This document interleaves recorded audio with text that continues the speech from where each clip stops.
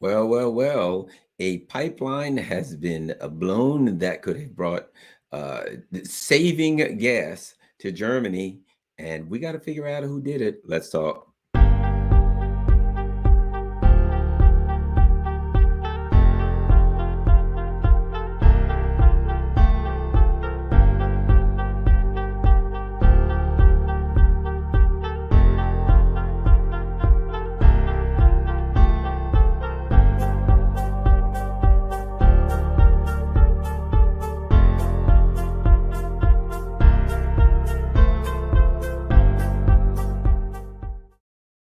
Hello, Garland Nixon here, and I think we need to talk. So, what has happened this morning? We started hearing early reports that there had been a some damage to two pipelines. It appears almost simultaneously. Um, they were Nord Stream 1 and Nord Stream 2. Nord Stream 1 is the pipeline that had been Germany's lifeblood gas lifeline for years. And Nord Stream 2 was a pipeline, for those who may not know that much history. Hold on, another screen. On Nord Stream 2, so what happened there? Well, the Germans wanted an additional pipeline from Russia. Um, um, Angela Merkel went to the Russians and pled for that gas. And my understanding is that she had promised that if there were ever sanctions, that would always be exempt from the sanctions. So basically, they squeezed Russia, and Russia went along with it. From my understanding, is somewhat reluctantly, but okay. And then, of course, they got backstabbed in the end when it got sanctions out of existence anyway. Now, a couple of things. Let's put a couple of things together. Let's throw a few things together and see what we have here. So let's look at some of the evidence we have, and is it of value? Number one, um, if someone dies, you've got a we got a victim here. We got a body, chalk line around it, right? And I were to start talking to people and say, hey, did anybody have anything against this guy right here? I mean, hey, anybody right off the bat? And somebody said, well, about 6 months ago, Joe Biden said he'd see him dead. I'd probably go talk to Joe Biden, wouldn't I? Yeah, Joe Biden said that guy's a goner. He's history. He's a dead man. I will see to that. Oh, okay, interesting. All right. He said, if I don't know, if it rains on Thursday, that guy's dead. I'm killing him. I'm finishing him off. Right. Say, okay, well, that we got some evidence here. We've got something pointing towards a person of interest. Right. As an example, these things get blown up today. Right. The Nord Stream 1, Nord Stream 2, two pipelines. One current pipeline that's not in use for a number of reasons. One supposed to be a future pipeline that's supposed to be starting any minute. And of course, one of these pipelines, Joe Biden specifically said, I will kill him. He specifically said, I will kill that guy right there. His name's Nord Stream 2. He's a dead man.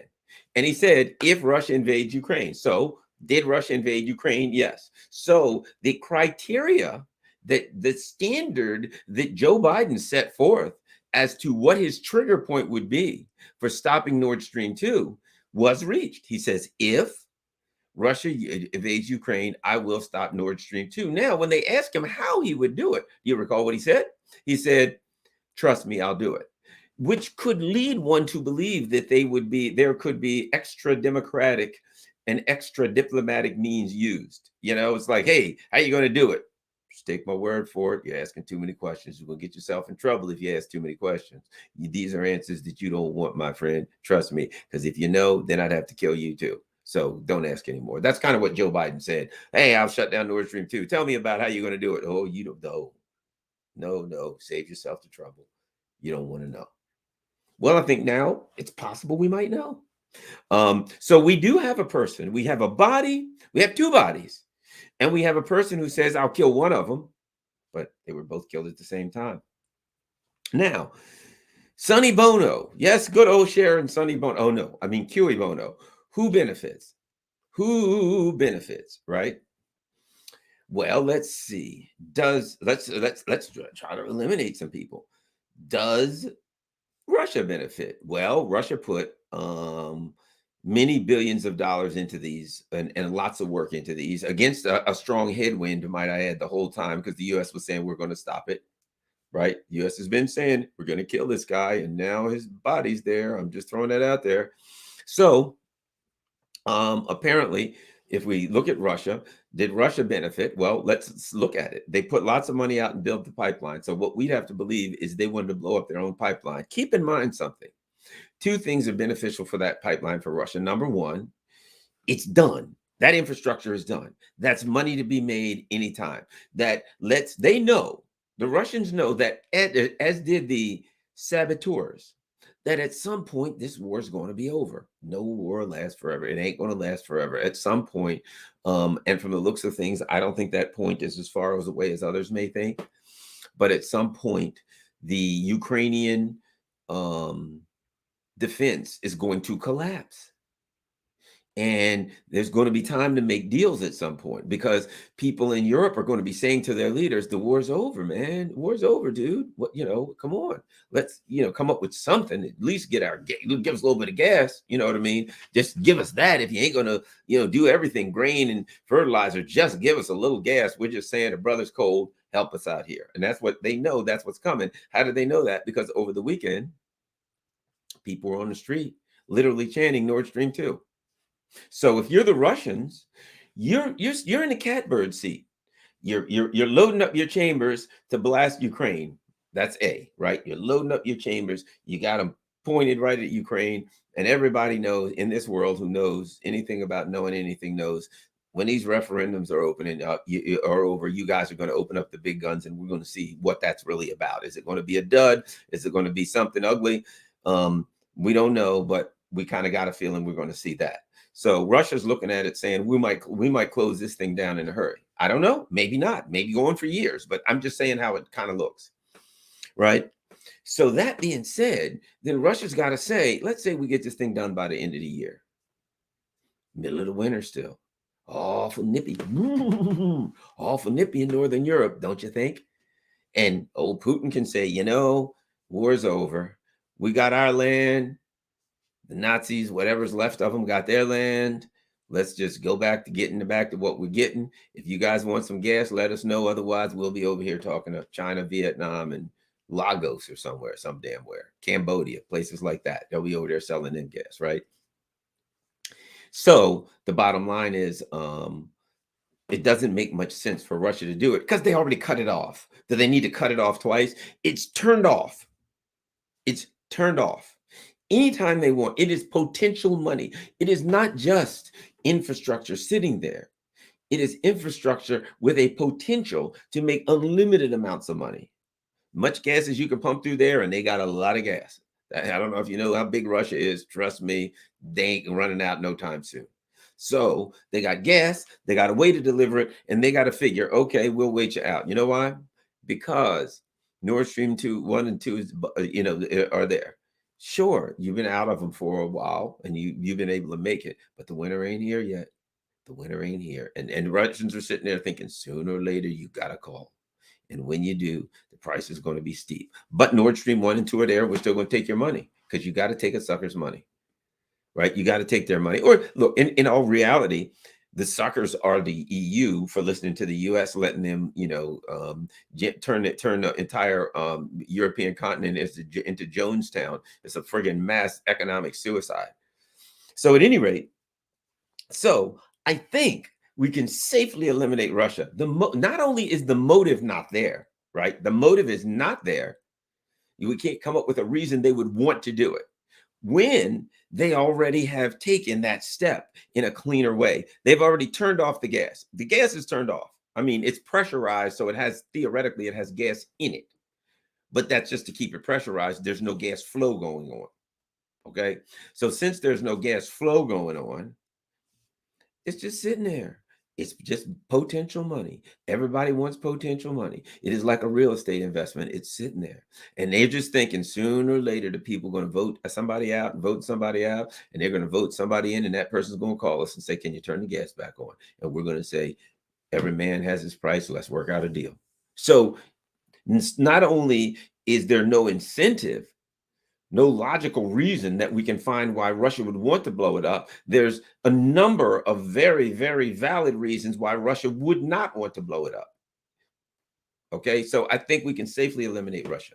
Now, are there other countries? Sure, we could go through Poland and Latvia and this country, that. Sure, I mean, it's possible that any of the postage size stamp countries would do it. But there is one problem, and that is they are extremely compliant to their foggy bottom masters. They do what they're told. For all that the Poles and these other countries try to act tough, man, they are the weakest, spineless puppies. If the right now, if Dark Brandon and his crew tell the Polish government to go take their head and slam it straight into a telephone pole, they'll do it. To find a leader in Europe that won't. Find a leader in Europe that if Dark Brandon says to him or her, take your head and go over there and slam it into that oak tree, that won't do it. Every one of them. I mean, I wish I was joking. I wish that wasn't even real. But I suspect if he said to von der Leyen, do it, what is she going to do? I mean, she's in a secession of Nazis. She's that woman. But at any rate, so Poland. So here's my point about Poland, Latvia, Slotvia, Plotvia, all of them. Who the hell knows? All I can say about this, they ain't doing it unless they got permission from Dark Brandon. And some of these little countries barely got a freaking trolley car, much less a sub that can do this. And there was a U.S. ship that was in the area. So in reality, let's look here. Would Germany have done it to their own country? Well, that's not plausible. Would the Russians have blown up their own infrastructure that they paid a lot of money for and that represents potential money and lots of it? That's not plausible. Would one of the European countries have done it without the US saying and Dark Brandon's forces giving it an okay? I don't believe it. MI6, maybe, but I doubt it. They would have cleared it through the CIA. They would have made sure it got to the president. The president, the president's people, such as they were, not the president, were okay with it. So the issue is the only forces that I see involved are Russia, definitely implausible, the U.S., and the president of the U.S. threatened the deceased earlier, so he's the number one person of interest, suspect, you ever want to call him. Then, of course, Germany. Doesn't make sense. It's not plausible that they blew up their own stuff. And of course, the UK. But the UK is such a lapdog to Dark Brandon and his forces, it doesn't really matter. They ain't going to do it unless the US tells them to do it. So what does it get back to? Who else does it get? Are we going to go outside and then find some player? Well, as I tweeted, I wouldn't be surprised if Dark Brandon comes out and blames China and says, well, we already got these protests going on in China, in Iran, so we're kind of engaged with Iran. We don't need to blame it on them. Certainly the Russians, that ain't very plausible. I don't know how we'll get away with that. Venezuela's too far away. They don't have subs. Cuba, we can't even go there. All right, it's settled. China it is. So they'll call and they'll just say, China blew it up. Why? I don't know. You're asking me too many questions. All I know is China blew it up. That's your job. You're in the U.S. press. Repeat that over and over and over. And of course, the U.S. press will walk away. Yes, master, China blows up Nord Stream 2. Yes, Matt. And they'll just repeat it like a zombie because that's what the so-called Western press is anymore. The New York Times, in fact, they'll probably be needling Biden. You have to attack China immediately. Why? Because they blew up the Nord Stream 2 pipeline. They've offended the Russians. It doesn't have to make sense. It doesn't have to make sense. We're standing up to protect, just in the same way that we're going to protect Taiwan. We're going to protect Russia. And darn you, crap you, China, you are after Russia. We've got to stand up for democracy in Russia. And then, of course, the next 5 minutes later, we've got to stop Putin. He's an evil dictator, and we've got to bring democracy to Russia. I mean, they could just do one press conference after the other, and they could all totally contradict each other. Would it really matter at this point? The government and their policies are so preposterous. Why even continue to pretend? Why do we continue to fake like this is some kind of something other than a corrupt oligarchy, other than a corrupt empire and an oligarchy? Let's not even fake it anymore. I wish Dark Brandon and his people would just come up and say, look, guys, we're tired of lying to you. We're just going to do whatever the hell we want, and you're going to get screwed. And, we don't really care what you have to say because we don't answer to you. So, hey, and then, of course, Dark Brandon will walk away with his hands out like this. He always looks like he's sleepwalking. What the hell's up with that? Walking out like a ghost. Is it, is he working at the frickin', Halloween corn maze or something, jumping out as a zombie with his hands like this, walking off the stage? For God's sake, that man is horrifying. But at any rate, let's get back to making some sense. So what we've got is this. Let's come to a conclusion. Let's get somewhere here. It was Dark Brandon and his forces. I know, this is a YouTube show and I'm supposed to be professional. And I'm supposed to say, now we don't really know who it is.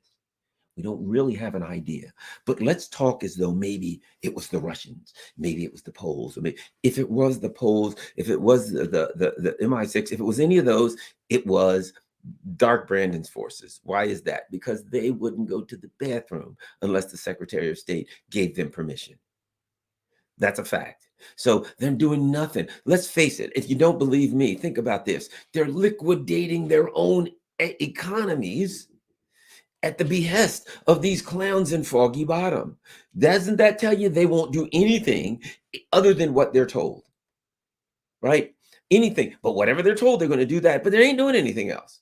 So if in fact I'll put it like this, whoever blew it up, I'm going to guarantee you this, it was either the US or puppets of the US who acted at the behest of the US. That's the only thing that matters. So ultimately, it comes back to Dark Brandon's forces. The dark forces of Dark Brandon were involved in miscreant activity again.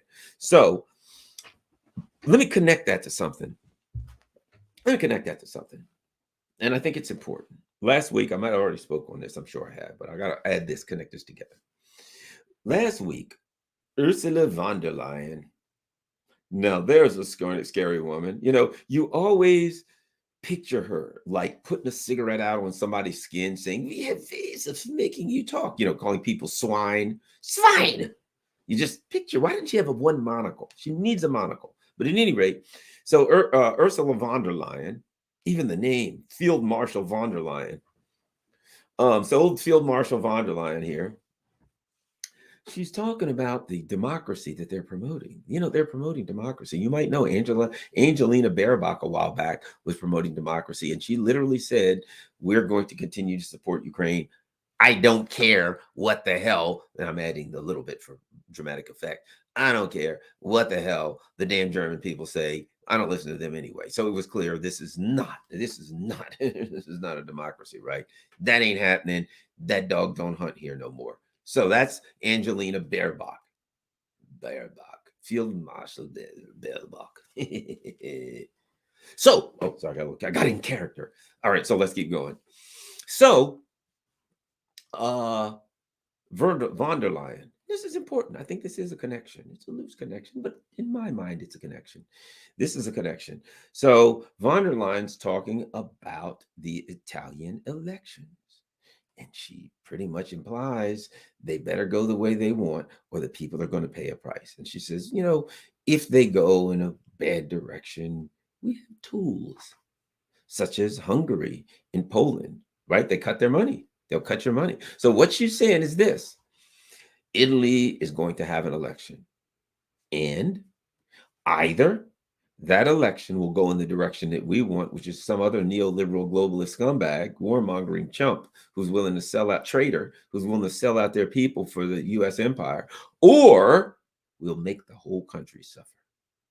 We will make those people, we will make their economy scream. Well, bad news, von der Leyen, you ain't gonna have to make their economy scream because your economy will be screaming so loud you won't be able to hear anybody else scream.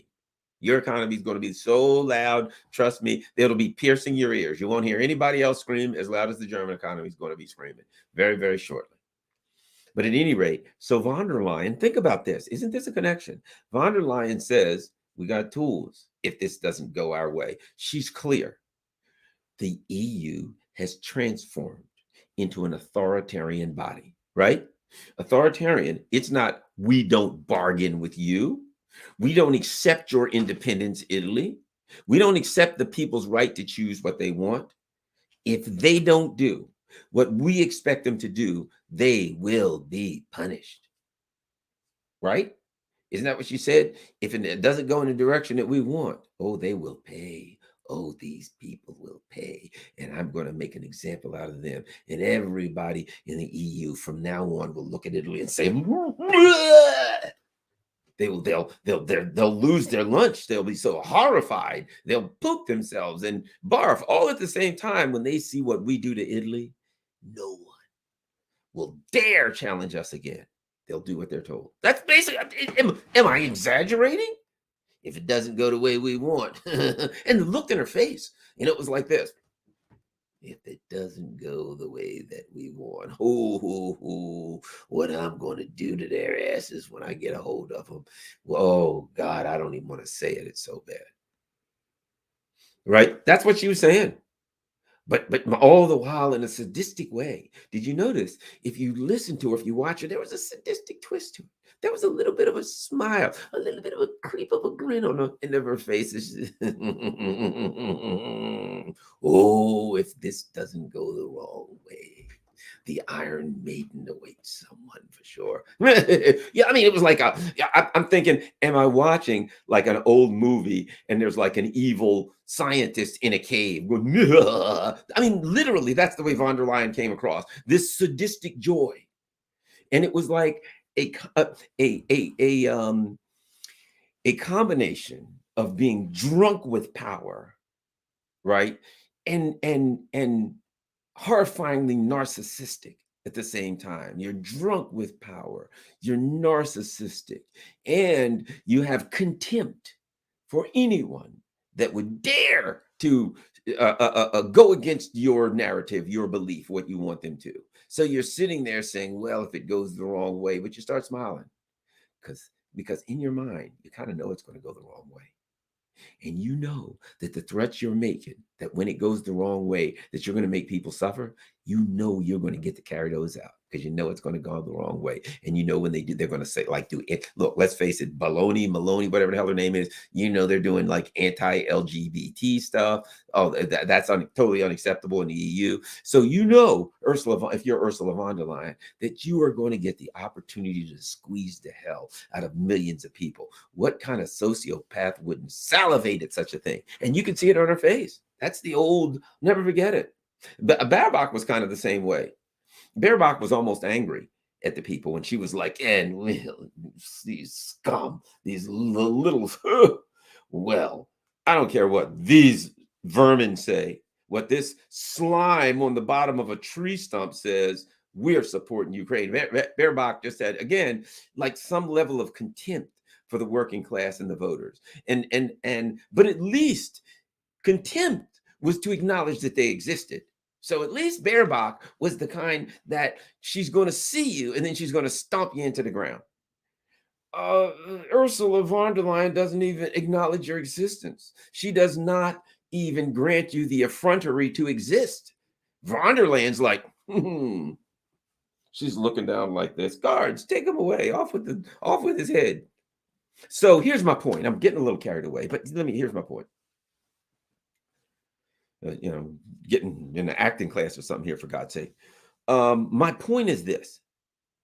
It's one and the same thing. One of the things that I've talked about, this is one of the same thing, is that, the difference between foreign policy and domestic policy is only grammatical. It's only in the words that you use. It's all the policy of the leadership of a given country, but you call it foreign, you call it domestic, that's who they are. And if you look at the forces of the neocons, the forces of Dark Brandon, which von der Leyen is certainly a member of that team.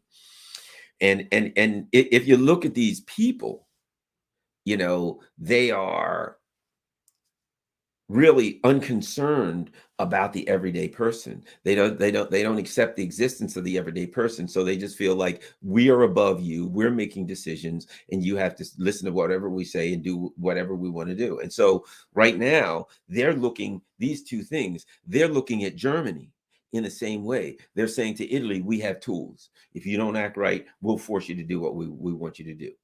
The same way that the forces of neocons and dark Brandons are going to try to overthrow Ethiopia and Venezuela and Cuba and these other countries, and they're going to try to starve the people and mistreat them and abuse them and bomb them, they'll theoretically do the same thing to their own, and they see the EU as their own. And what it is, and from their perspective, it's like a child who fails to do what they're told, and now they're the abusive parent. They want to beat the hell out of the child, basically. So they see the EU, the entire European Union, forget the people in it. They see the European Union as metaphorically as a big thing there. Remember, these are people that see the world as a grand chessboard, specifically grand chessboard. That does not give agency to individual people or individual states. If you see the world as a grand chessboard, there is no agency to individual states. There's no independency. There's no sovereignty. You're playing power on the whole chessboard, right? So as a grand chessboard, the people on the outside, you got to treat them with, contempt and anger and slap them down because you're better than they are. But you got to treat the people on the inside the same way. So in the same way that Angelina Baerbock said to the German people, screw you, we're going to do what we want. I don't care what you say. Yeah, you guys are contemptible. In the same way that Ursula von der Leyen said to the Italians, oh, God, you people make me sick. You pasta eating sons of bitches, you will do what I tell you to do, or there's going to be a price to pay. Do you understand me? Now shut up and do it. Now, let's go to Germany and Nord Stream. Hey, get rid of that Nord Stream, but we'll starve and freeze. What, you guys can't hear? Did I say get rid of that Nord Stream or get rid of that Nord Stream? And the Germans still wouldn't do it. And now the Germans, they know the Germans are laying low. They know that Olaf Scholz has promised, guarantee you this, BASF and Bosch and BMW and Mercedes, I guarantee you he's promised them, he says, guys, if you can just lay low another 3, please give me 3 more months. I'll get this thing concluded. I'll get them damn pipelines back on. Trust me, they know that Olaf Scholz has made those kinds of deals. Just give me 3 more months, God. Please don't kill me. And they got like knives. They got like a rope they're walking towards his office with. There's like the shadow of a noose behind his back. He's like, guys, just give me 3 more months. I swear to God, I'll get this thing done. And they're like, well, if you don't, my friend, they hold up the noose and they look at him. That's the situation Olaf Scholz is in. And guess what? The dark Brandon and his forces know it. So they finally just decided we're going to, in the same way that we got financial tools to deal with Hungary and Poland, we'll cut them off because they don't want to do the LGBT Pride Day or something, right? I think that was something like that. And certainly Hungary didn't want to go along with all the sanctions. So it's Hungary, you're in trouble. Okay, so in the same way that they went after them with economic tools, and they've got economic tools to go after Italy. Hey, look, it's like Stanton. You got to use the right tool for the right job. So now the job is stopping Nord Stream 1 and 2. You use explosives for that. That's not economics. You guys kinetic. So you know what they did? They blew it up. They just blew up Nord Stream 1 and 2. Now, they didn't blow up. Look, Russia's already said, we ain't selling you gas through that. So forget that. You'll have to come back to us to ask later, number one. Number two, we're looking east. So Russia is working, and they've already shut it down. I suspect what happened with Russia was, I suspect they worked with these other countries to make sure that they were selling enough gas to make money. They were selling enough gas, and they were able to somewhat even it out, and that's when they shut them down. And they just said, hey, it's bonus if we can get it. If we don't, who gives a crap? So then the forces of dark Brandon looked over the weekend. What happens? The people are dancing in the streets. That I'll say dancing, not exactly dancing, but they're dancing in the streets throughout Germany saying Nord Stream 2, Nord Stream 2. And dark Brandon and his forces met over the weekend, and they said, holy shit, Nord Stream 2 is still there. What are we going to do? And Victoria Nuland says, I have an idea. And they said, well, let's kill everybody. And then we'll eat their bodies. Or we can just skin them alive. And then somebody was just like, stop, Victoria Nuland. You always make, no matter what we're doing, you always make that suggestion. We're not killing people and skinning people alive today. Right? Because that's her thing. Everybody's different. Some people like golf, but whatever, pickleball. She just happens to like to skin people alive, hear them scream, and then eat their bodies. Okay. So my point being that this is an operation of control from an authoritarian body. Let's just put it like that. They don't view it as an attack on the infrastructure of Germany, because they don't recognize an independent sovereign nation called Germany. They know that there's a bunch of schmucks running around with beer steins on the land that they've got army military bases all over, and that sometimes those people aggravate them, but they don't kill them all yet. That's what they know. They know that the German country hosts their base. And since their base is there, Germany better do what the hell they're told. And that's what everybody better to do, what the hell they were told. And for a change, they started to get a feeling, just a feeling, that Germany might not do what they were told. They got a feeling that Germany may go. They took Germany's keys and said, you can't drive. And Germany said, well, I might have another set. They went out and took ice picks to all four tires and said, you won't drive now. That's what they did. And here's the other really bad part about it. They didn't just do something that's going to bother Germany. They didn't just do something that's going to stop Germany from going along with what they want. They guaranteed the collapse of Germany's economy with no hope of recovery. What they just did was drove a stake in the heart of Germany's economy. Germany knows they got to get that energy back. And now Russia's saying it could take years to fix it. Well, look, for Russia's been doing a lot of pipelines. It may not surprise me if Russia can do it in, 1 year or 6 months or God only knows what. But they blew it. Russia's going to tell them it takes years. Whether it does or not, I don't know. Maybe it does. It's quite possible. It took a long time to build it, and it was blown up, and it's got gas in it, and they got a lot of problems. I think they got to wait till all the gas is out of it or something. I don't know. They got a lot of problems. But bottom line is this. Does Russia fix it? If I'm Russia, I say, you know what? We built it. We built a large part of it at our expense. We have not been reimbursed. You bastards, we ain't putting another penny in it. You're the ones. And guess what? You've already told us, Germany, that you're not buying gas from us anymore. So what am I fixing it for? I'll put my money in the gas pipelines that are going towards the east. So in a way, Russia may cap it off somewhere and just say, we're going to cap this thing off. We're going to close it off. Never mind. Move on. And Germany knows that that's the end. That's the deindustrialization of Germany. That's the EU being turned into Jonestown, man. This is an economic Jonestown. These people are drinking Kool-Aid and handing it out to everybody around, saying, you're going to drink it too. We're all going to go. The deindustrialization and impoverization. Is that a word? It is now. I just made it up. Impoverishment. Yeah, there we go. The deindustrialization and the impoverishment deliberately of an entire continent of people, probably 500 million people, and they just stuck an ice pick. I'm getting carried away with the metaphors. Something sharp into the heart of the German economy. And remember, Germany's 25% of the entire EU economy. So if Germany catches a cold, the rest of the EU sneezes, right? They just finished it off. So if I'm in the EU, I mean, think about this. This is your allies? Really? These are your allies. Your allies just wiped your economy out for all time. You know what? Look at the third world countries in at some poor continent. I mean, let's face it. A lot of these so-called third world countries, at least they got like 80 degrees and palm trees. At least they got that. You may not have much food. You may really be pissed, but at least you got palm trees. You're running around in shorts most of the time. You got something. You can make it. Maybe, I don't know.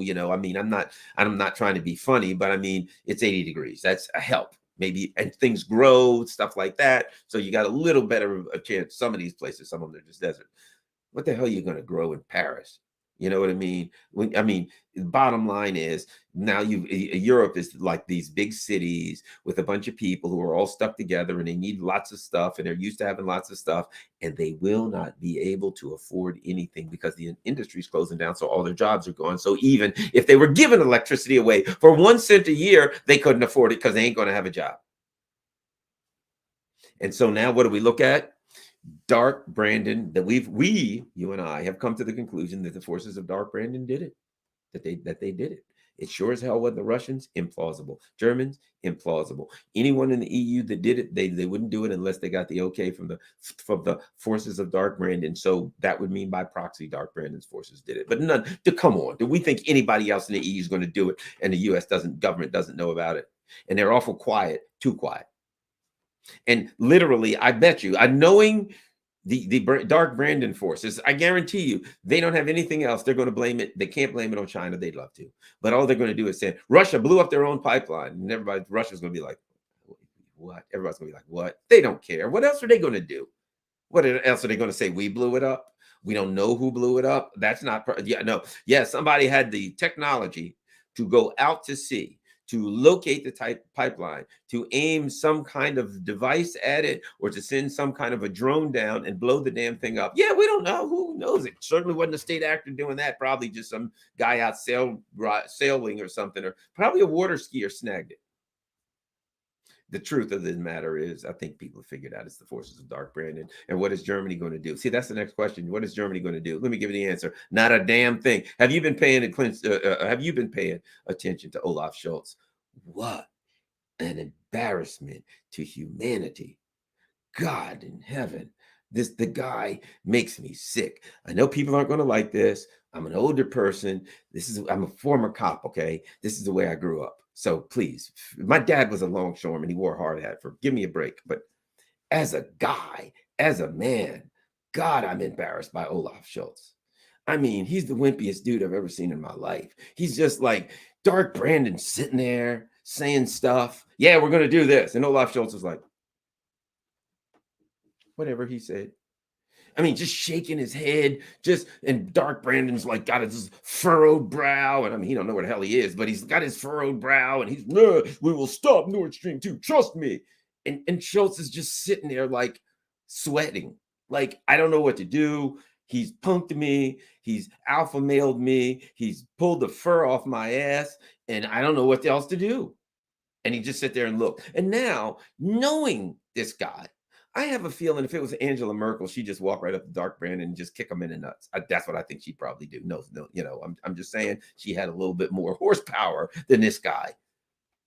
A little bit. He has none. It's sickening. So we already know what Olaf Scholz is going to say. Whatever he's told to say. He's probably on the phone with the forces of Dark Brandon. Oh, guys, did you blow up my pipeline? And Dark Brandon, shut up, idiot. Now, let me tell you what to say, and you will say this and no more. Do you understand me, sir? Yes, I do, Mr. Dark Brandon. And he tells him what to do. Now, write it down. Okay, I'll get somebody to write it. No, I said you write it down. I didn't say get somebody to write it down. I said you are. Do you understand me? Yes, I understand you, Mr. Dark Brandon. So, I mean, God. Blah. What a wimpy dude. God, I hate that guy. I mean, there's a lot of things I can put up with. But I mean, you're supposed to be running Germany. Don't you know the history of Germany? Have you heard of the Kaiser Wilhelm and you know who? Let's face it, you might not like some of these guys, but they weren't wimps. They were maybe a maniacal genocidal killer. I'll give you that. So it's horrible. But I mean, Merkel, Helmut Kohl. Let's move into modern times. Helmut Kohl and Merkel. I don't see these people as wimps. I see these people as they kind of stand their ground pretty much. And then we come to old Ollie. God, what a Ollie, that's what we should call him. Old Ollie. Old Ollie's about as weak as a glass of milk. All right. Well, thanks a lot, everybody. Let us check. Yeah, Germany. Somebody put Germany's done. Let's check. Oh, we got some super chats. Somebody says AUKUS versus BRICS. Oh, yeah. And Saudi Arabia is about to join BRICS. I mean, join the SCO. That's a big one. SCO. Shanghai Cooperation Organization. Yes, I think they just announced that Saudi Arabia is going to join, and that's huge. Can you do a discussion about Mali? The president's remarks at UNGA and kicking out the French army are potential game changers for the continent. I need to get Gerald Horn on. Then I'm glad you asked that. I will get Dr. Gerald Horn, and we'll talk about that. Thank you very much. I'm very good friends with Dr. Horn, and we'll get him on, see if we can get him on Saturday. I'm curious what the neocon angle will be to somehow blame Russia for destroying their own pipeline. Yeah, it's going to be, I mean, it's just preposterous, but they're the neocons. You got to give them credit. They don't care about preposterous. Danielle Jovanovic, thank you, Danielle. Okay, I hope I don't, I don't want to miss any super chats. Rashid Khalid, thank you. Mr. Nixon, thank you, Rashid. I certainly appreciate it. I'm just going through the super chats, y'all, going through the super chats. What streaming software do you use? This is StreamYard. I use StreamYard. StreamYard's very easy for the simpletons such as myself. I'm looking anymore. I think that's it. And I think that's it for the super chats. All right, we're going to Rockfin. No tips on Rockfin today. Well, that's okay. If when people can afford it, they can afford it. When they can't, they can't. All right. Well, let me just remind everybody, as you can see scrolling across the bottom, I certainly appreciate everybody who's taken out their time to watch the show. If you can help keep the channel on, then patreon.com/Garland Nixon. If you can do 3, 5, 1, 50, whatever you can do a month, I appreciate it. I also have buymeacoffee.com/Garland N and H. There's an H after there. Garland N for the H. Buymeacoffee.com. Certainly you can, buy me a coffee there. You go in there and see what that is. Also, at Garland Nixon on Twitter.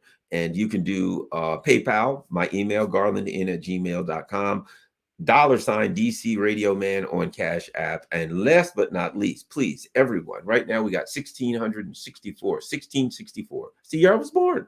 1664 viewers. Please, everybody, make sure you do two things. Number one, smash the like button. Number two, smash the like button. Number three, yeah, I love to do that. When I used to teach, I used to tell people I love tests. Always love taking tests. People say, what's the secret to taking a test? I said, I got three things. Number one, read the question. Number two, read the question. Number three, read the question. A lot of people miss 2 or 3 answers on every test because they didn't read the questions. But at any rate, so I certainly appreciate that. A, you're going to smash the like button. B, go to rockfin.com/Garland Nixon. Why is that important? Because one of these days they may kick me right off of YouTube. If they kick me off of YouTube, then you'll be at Rockfin. And anyway, Rockfin has, I think, better video. It has really good audio. So go to Rockfin. Please be a member of rockfin.com, ROKFIN/Garland Nixon. Everybody. Also, if you're watching me on Twitter, go to Rockfin. Tomorrow morning is Wednesday morning.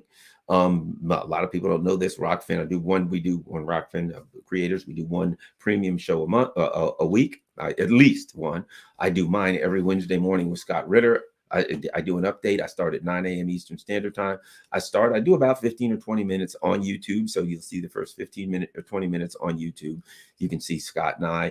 Although that one show, that's my premium show. That means in order to watch the premium show, you got to be a subscriber. Anybody can join. It's free to be a member on Rockfin. To be a subscriber is $9.99 per month. I certainly appreciate that's a big help to me. And Scott and we've got an agreement. He does that show with me once a week, and that's my subscriber show. So that's the only subscriber show I'm doing at this time. I'm not going to say I may not do another one in the future, but day to day, I like to run at the mouth. So rockfin.com/Garland Nixon. Join. It's free to join. If you wish to be a subscriber, I would really appreciate that. That would help. That's $9.99 a month if you can sign up for that.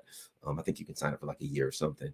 And that will get you the weekly show with Scott Ritter and Garland Nixon every Wednesday. The whole show, as part of it's on the other platforms, but the whole hour of it is on rockfin.com. Thanks a lot, everybody. And any more? Let me just make sure I didn't miss any super chats. Oh, there's one. Busha says, I appreciate your intellect, sir. Why? Thank you, Busha. And Christopher, thanks, Garland. Spot on once again. Thanks a lot. I'm just running off of the yap here. But so America controls Europe completely. Here's what I have to say there, bub. And that is the U.S. empire uses 2 bodies in Europe. It uses the EU. That's to huddle or bring all of its vassal colonies together so that it can exercise power of attorney over their domestic and economic policy. Then there's NATO. It brings all of them together under that umbrella so the U.S. can exercise power of authority over their foreign policy. That's the reality. There is no Europe. There is no independence. There is no sovereignty. They do as much as they can to try to maintain that illusion, but now they feel threatened. That illusion's gone. It's over. They're done with the illusion of sovereignty. They don't have any need for it right now. I think that's it. Any more? That's it. That is it. All right. Thanks a lot, everybody. I certainly appreciate it. Had a great time as always. Peace. I am out.